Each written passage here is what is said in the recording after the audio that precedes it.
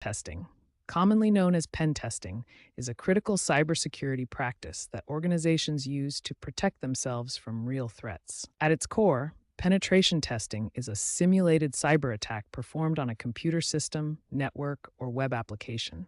Unlike real attacks, this is conducted by authorized security professionals. The primary purpose of penetration testing is to identify vulnerabilities that malicious attackers could potentially exploit. Think of it as a friendly hack designed to find weaknesses before the bad guys do. Penetration testing follows a structured life cycle with multiple phases.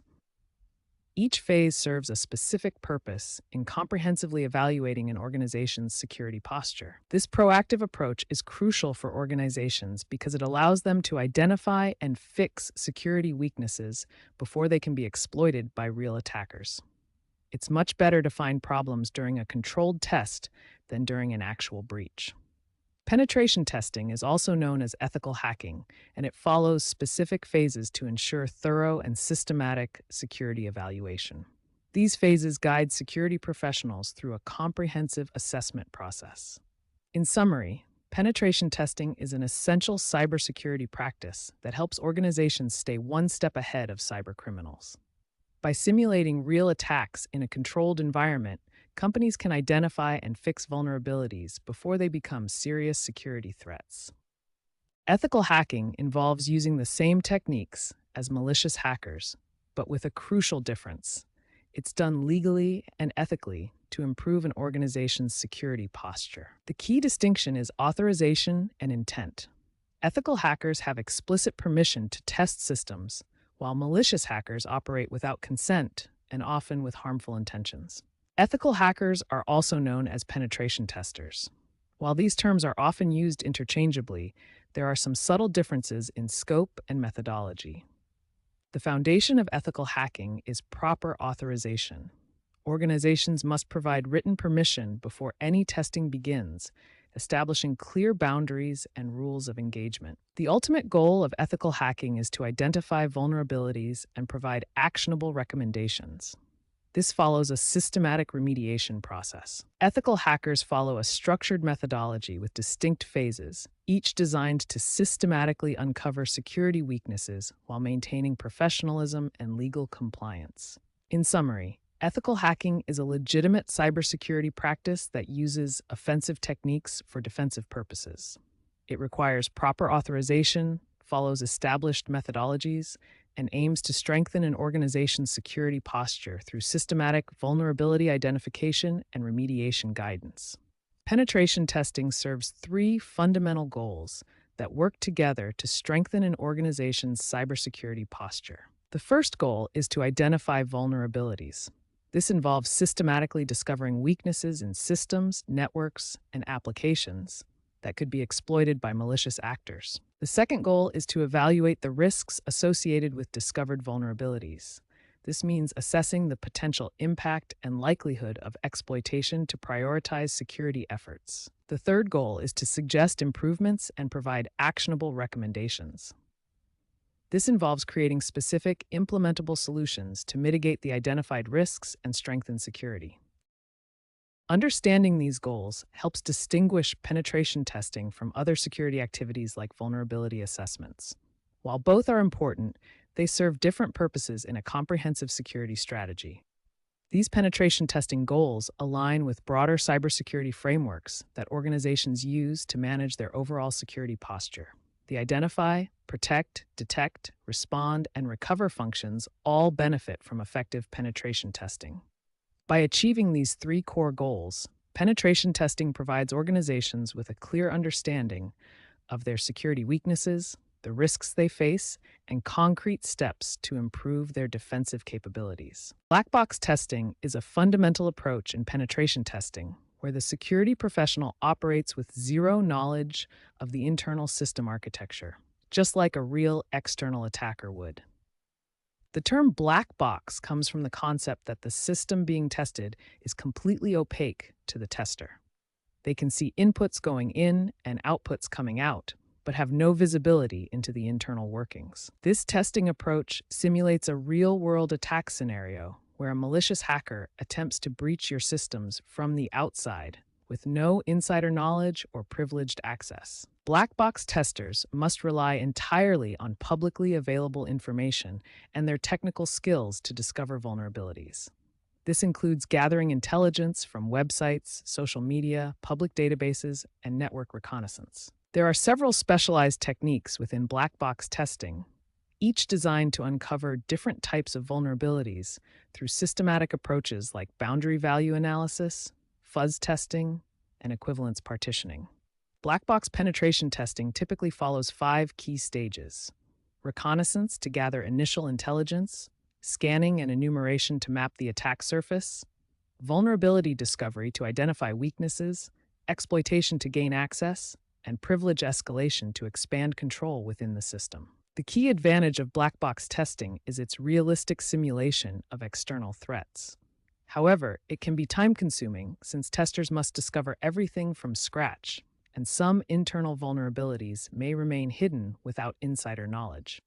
White box testing, also known as clear box testing, is a comprehensive security testing approach that provides testers with complete visibility into the system they're examining. Unlike other testing methods, white box testing gives testers full access to the source code, system credentials, and complete architectural documentation. This transparency allows testers to examine the internal workings of applications and systems, making it fundamentally different from black box testing approaches. The key characteristics of white box testing include access to source code, system credentials, network diagrams, and detailed documentation of the target environment. Here's a practical example of white box testing in action. This flowchart shows how testers can examine the internal logic of a funds transfer system, understanding each decision point and process flow. The benefits of white box testing are significant. It enables more thorough vulnerability assessment, efficient testing processes, and direct code analysis to identify potential security weaknesses. White box testing follows a continuous vulnerability management cycle, where identified weaknesses are analyzed, assessed for risk, and remediated, creating an ongoing process of security improvement. This comprehensive approach makes white box testing an essential tool for organizations seeking to thoroughly understand and secure their systems from the inside out. Penetration testing can be conducted from 2 primary perspectives: internal testing and external testing. Each approach simulates different attack scenarios and provides unique insights into an organization's security posture. This network diagram illustrates both testing approaches. The red arrows show external penetration testing attempts from outside the network, while the internal components represent the scope of internal testing. Internal testing simulates an attack that originates from within the organization's network. This type of testing assumes the attacker has already gained some level of access to the internal systems. Internal testing helps identify vulnerabilities that could be exploited by malicious insiders, such as disgruntled employees, or by external attackers who have already compromised an employee's credentials. Now let's examine external testing, which takes a completely different approach by simulating attacks from outside the organization's network perimeter. External testing targets internet-facing systems and services, simulating how a real-world external attacker would attempt to breach the organization's defenses from the outside. External testing focuses on publicly accessible systems such as web servers, email servers, and other services exposed to the internet. This approach mimics the perspective of an external hacker with no prior access. This infrastructure diagram shows the complexity of modern networks that both internal and external testing must evaluate. Internal testing can access all these components directly, while external testing must work through the perimeter defenses. Both testing approaches are essential for comprehensive security assessment. Internal testing reveals what damage could be done from within, while external testing shows how well your perimeter defenses protect against outside threats. Organizations typically conduct both types of testing to get a complete picture of their security posture and ensure comprehensive protection against all potential attack vectors. Reconnaissance is the critical first phase of penetration testing. Think of it as detective work, gathering intelligence about your target before taking any action. To understand where reconnaissance fits, let's look at the complete penetration testing process. Reconnaissance is the foundation that makes all other phases possible. Reconnaissance involves systematically gathering information about the target system, network, or organization. This intelligence gathering is essential for identifying potential attack vectors. There are two main approaches to reconnaissance: active and passive. Each has distinct characteristics and use cases in penetration testing. During reconnaissance, penetration testers gather various types of information. This includes technical details like IP addresses and domain names, as well as human intelligence about employees and organizational structure. Effective reconnaissance requires patience and thoroughness. The more information gathered in this phase, the more targeted and successful the subsequent phases of penetration testing will be. The scanning phase is where penetration testers actively probe the target network to identify live hosts, open ports, running services, and potential vulnerabilities. This phase builds upon the information gathered during reconnaissance. Network scanning involves systematically probing IP addresses to discover which hosts are alive and what services they're running. This is typically done using tools like Nmap, which can perform various types of scans. Here we see ZenMap, the graphical interface for Nmap, displaying a network topology. The central local host is connected to various discovered IP addresses, each represented by colored indicators showing their status and accessibility. Port scanning sends packets to specific ports on target hosts to determine which ports are open, closed, or filtered. Common ports like 22 for SSH, 80 for HTTP, and 443 for HTTPS are typically scanned first. Vulnerability scanning goes beyond port scanning to identify specific security weaknesses in the discovered services. These scanners compare found services against databases of known vulnerabilities. This Security Center report demonstrates the output of vulnerability scanning.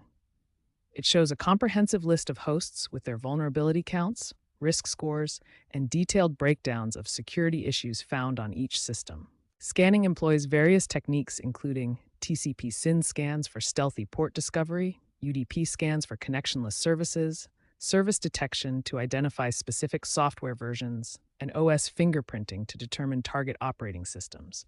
The scanning phase produces a wealth of information including live host addresses, open ports and services, software versions, and identified vulnerabilities. This data forms the foundation for the next phase, exploitation. With comprehensive scanning complete, penetration testers now have the intelligence needed to move into the exploitation phase, where they will attempt to leverage the discovered vulnerabilities. The exploitation phase is where penetration testers move from identifying vulnerabilities to actually using them. This is the critical moment where theoretical weaknesses become real security breaches. Exploitation comes after reconnaissance and scanning in the penetration testing methodology. Once vulnerabilities are identified, the tester attempts to exploit them to gain unauthorized access to systems. Exploitation involves actively attacking the vulnerabilities discovered during scanning. Testers use specialized tools and frameworks to attempt gaining system access and demonstrate the real-world impact of security weaknesses. Metasploit is the industry-standard exploitation framework used by penetration testers worldwide. It contains thousands of exploits, automates the exploitation process, and provides extensive post-exploitation capabilities. Penetration testers exploit various attack vectors during the exploitation phase. These include software vulnerabilities, compromised credentials, weak passwords, phishing attacks, and many others. Each vector represents a different pathway into the target system. The exploitation process follows a systematic approach. First, testers select an appropriate exploit based on the identified vulnerability. Then they configure the target parameters, launch the attack, and attempt to gain access to the system. The primary goals of exploitation are to prove the impact of vulnerabilities, gain control of target systems, and assess the potential risk and damage scope. This phase transforms theoretical security issues into concrete evidence of system compromise. Exploitation is the critical phase that turns theoretical vulnerabilities into real security breaches. It demonstrates the actual risk to organizations and provides concrete evidence that drives effective remediation efforts. Post-exploitation is the critical phase that occurs after successfully gaining initial access to a target system. This phase focuses on maintaining that access, escalating privileges, and demonstrating the full potential impact of the compromise. Looking at the complete penetration testing process, post-exploitation comes after the initial exploitation phase. It's a crucial step that many organizations overlook when assessing their security posture. Post-exploitation involves 5 key activities. First, maintaining access ensures the penetration tester can return to the compromised system. Second, privilege escalation attempts to gain higher-level permissions. Third, data gathering involves collecting sensitive information to demonstrate what an attacker could access. Fourth, lateral movement explores how an attacker could spread to other systems on the network. Finally, impact demonstration shows the organization the full potential damage that could result from the compromise, helping them understand the true risk to their business. Lateral movement is a critical aspect of post-exploitation. Once an attacker compromises one system, they can use it as a stepping stone to access other systems on the network, potentially reaching high-value targets like database servers or domain controllers. Privilege escalation follows a systematic approach. Penetration testers identify the current privilege level, search for vulnerabilities that could grant higher permissions, and carefully exploit these weaknesses to gain administrative or root access. During data gathering, penetration testers identify and document sensitive information that could be accessed by an attacker. This includes user credentials, financial data, customer information, and proprietary business secrets. The ultimate goal of post-exploitation is to demonstrate the real business impact of a security breach. This includes showing how an attacker could compromise the entire network, access sensitive data, deploy ransomware, cause regulatory violations, and damage the organization's reputation and finances. Post-exploitation provides organizations with a clear understanding of their true security posture and the potential consequences of a successful cyber attack. This knowledge is essential for making informed decisions about security investments and risk management strategies. The reporting phase is the final and most critical step in penetration testing. This is where all findings are documented, analyzed, and presented to help organizations improve their security posture. Effective reporting transforms technical findings into business value. It communicates security risks to stakeholders, provides clear remediation guidance, and creates documentation for compliance and future reference. A comprehensive penetration testing report follows a structured format. It begins with an executive summary for management, includes methodology and scope details, documents all vulnerabilities found, assesses their risk levels, and provides detailed remediation guidance. The executive summary is crucial as it translates technical findings into business language that executives and decision-makers can understand and act upon. Each vulnerability must be documented with detailed information, including its severity level. The severity classification helps organizations prioritize their remediation efforts based on risk and potential impact. Critical vulnerabilities require immediate attention as they pose the highest risk to the organization. These often include missing security patches, default credentials, or exposed sensitive data. The remediation process follows a systematic approach. After finding vulnerabilities, they must be prioritized based on risk assessment. Organizations then implement fixes systematically and monitor to ensure the remediation is effective and doesn't introduce new issues. Effective penetration testing reports drive meaningful security improvements. They provide organizations with stronger defenses, reduced risk exposure, and improved compliance posture. The reporting phase transforms technical testing into actionable business intelligence. Remember, a penetration test is only as valuable as its report. The reporting phase ensures that security investments translate into real improvements in the organization's overall security posture. 2 essential tools form the backbone of most penetration testing engagements: Nmap for network discovery and Burp Suite for web application testing. Nmap, short for Network Mapper, is the most widely used network discovery and security auditing tool. It sends specially crafted packets to target hosts and analyzes their responses to determine what services are running. Nmap can visualize network topology through its graphical interface called ZenMap. This shows how devices are connected and what services each host is running, giving penetration testers a clear map of their target network. Burp Suite is the industry standard for web application security testing.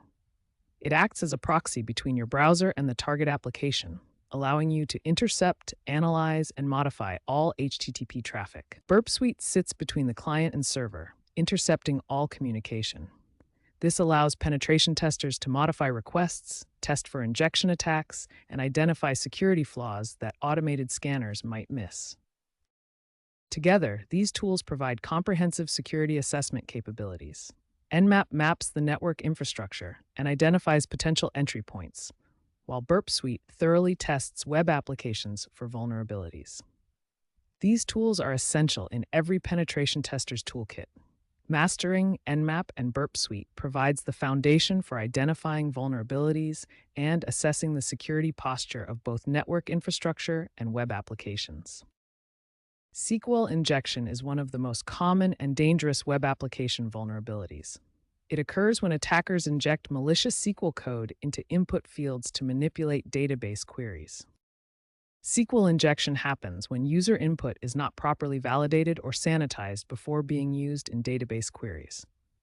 This allows attackers to insert their own SQL commands. Here we see how a typical SQL injection attack unfolds. Organized crime or malicious actors inject code into vulnerable websites, which can redirect users to malicious sites or exploit unpatched vulnerabilities. This example shows a hacker injecting malicious SQL code into a vulnerable banking website. By entering special characters and SQL commands in the username field, the attacker bypasses authentication and gains unauthorized access to the bank account. SQL injection attacks can have severe consequences, including bypassing authentication systems, accessing sensitive data, modifying or deleting database records, and even executing arbitrary commands on the server. The best defense against SQL injection is using parameterized queries or prepared statements. This code example shows secure database connection practices using PDO with parameterized queries that separate SQL code from user data. Proper input validation is crucial for preventing SQL injection. This form shows validation in action, checking that email addresses are properly formatted and contain no malicious content. Always validate inputs on the server side, not just the client side. Remember, SQL injection is preventable through proper coding practices. Always use parameterized queries, validate all inputs, and follow the principle of least privilege when designing database access. Cross-site scripting, commonly known as XSS, is one of the most prevalent web application vulnerabilities that penetration testers encounter. Understanding how XSS works is crucial for both attackers and defenders in cybersecurity. XSS occurs when an attacker successfully injects malicious JavaScript or other client-side scripts into a web application. These scripts then execute in the browsers of unsuspecting users who visit the compromised pages. Here we can see the typical flow of an XSS attack. The attacker first injects malicious script into the website's database. When a victim requests content from the website, the malicious script is included in the response and executes in their browser. This diagram shows the complete attack chain. The perpetrator exploits a website vulnerability to inject malicious script. When users visit the site, the script steals their session cookies and sends them back to the attacker, potentially compromising their accounts. XSS attacks can accomplish several malicious objectives. Attackers can steal session cookies to hijack user accounts, redirect victims to phishing sites, deface web pages, or even capture sensitive information like passwords and credit card numbers. This diagram illustrates how output encoding protects against XSS attacks. Before encoding, malicious scripts can target web applications. The encoding process transforms these threats into harmless data that browsers display as text rather than executing as code. There are three primary defenses against XSS attacks. Input validation ensures all user data is properly checked and sanitized. Output encoding converts potentially dangerous characters into safe HTML entities. Content security policy headers restrict where scripts can be loaded from, providing an additional layer of protection. The fundamental principle in preventing XSS is to never trust user input. Always validate, sanitize, and encode data before processing or displaying it. This defense-in-depth approach significantly reduces the risk of successful XSS attacks. Privilege escalation is one of the most critical attack techniques in cybersecurity. It's the process by which an attacker gains higher access rights than originally intended on a system. At its core, privilege escalation involves exploiting system vulnerabilities, misconfigurations, or design flaws to gain unauthorized access to higher-level privileges than what was initially granted. There are two main types of privilege escalation attacks. This diagram shows a typical scenario where an attacker account attempts to gain access to root or administrative privileges.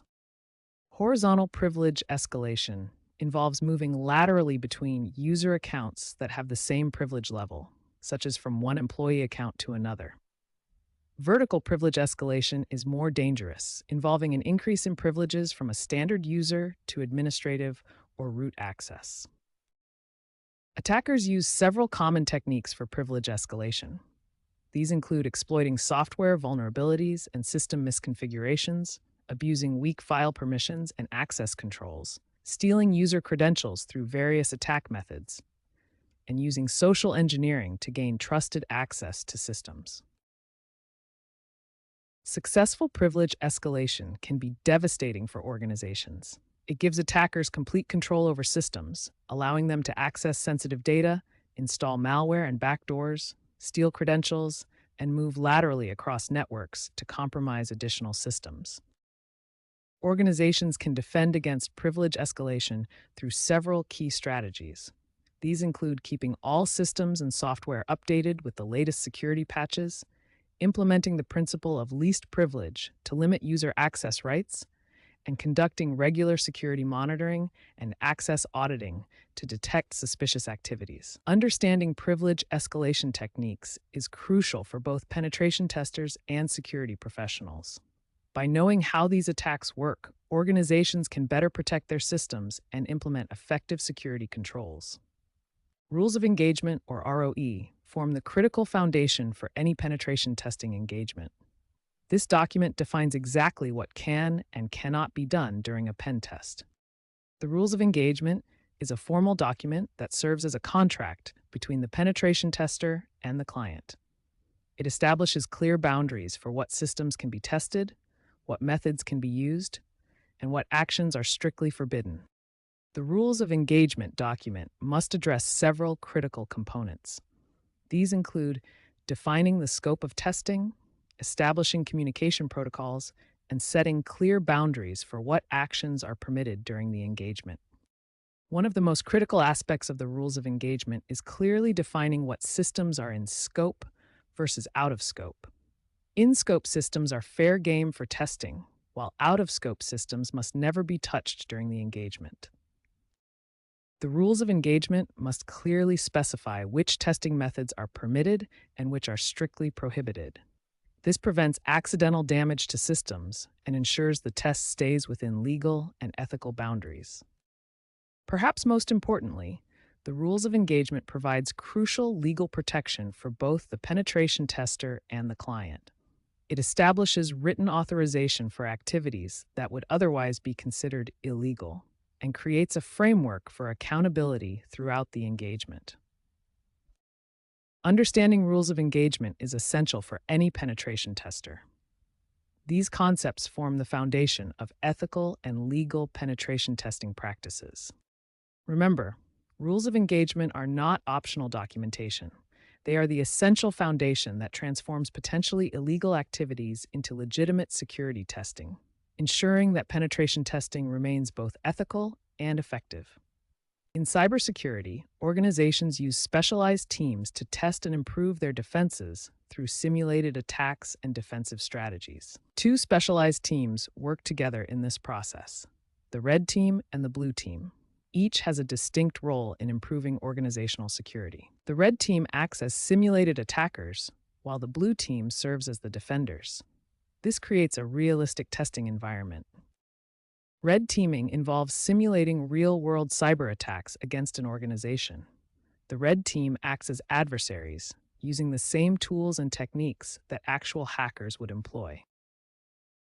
Blue teaming focuses on defense and incident response. The blue team monitors systems, detects threats, and implements security measures to protect against attacks. The relationship between red and blue teams is inherently adversarial, like a competitive match. This competition drives both teams to improve their skills and techniques. Red team versus blue team exercises provide numerous benefits. They identify real security weaknesses, improve incident response capabilities, and provide realistic assessments of an organization's security posture. Together, red and blue teams create a comprehensive security testing environment that goes beyond traditional vulnerability assessments, providing organizations with realistic insights into their security readiness. In the rapidly evolving world of cybersecurity, staying updated is not just important for penetration testers, it's absolutely critical for success and effectiveness. The cybersecurity landscape changes at breakneck speed. New vulnerabilities are discovered every day, attack techniques constantly evolve, and threat actors continuously adapt their strategies to bypass security measures. Penetration testers must tap into multiple information sources. Security blogs like Krebs on Security provide real-world attack analysis. Threat intelligence feeds from MITRE and CISA offer structured data about emerging threats and attack patterns. CVE databases are essential for tracking vulnerabilities. The National Vulnerability Database provides detailed information about security flaws, including severity scores, affected software, and available patches. Pen testers must monitor these databases to understand which vulnerabilities to prioritize in their testing. Hands-on practice is crucial for maintaining sharp skills. Platforms like Hack the Box offer advanced challenges that simulate real-world scenarios, while Try Hack Me provides beginner-friendly labs. These legal environments allow pen testers to experiment with new techniques safely and learn from the cybersecurity community.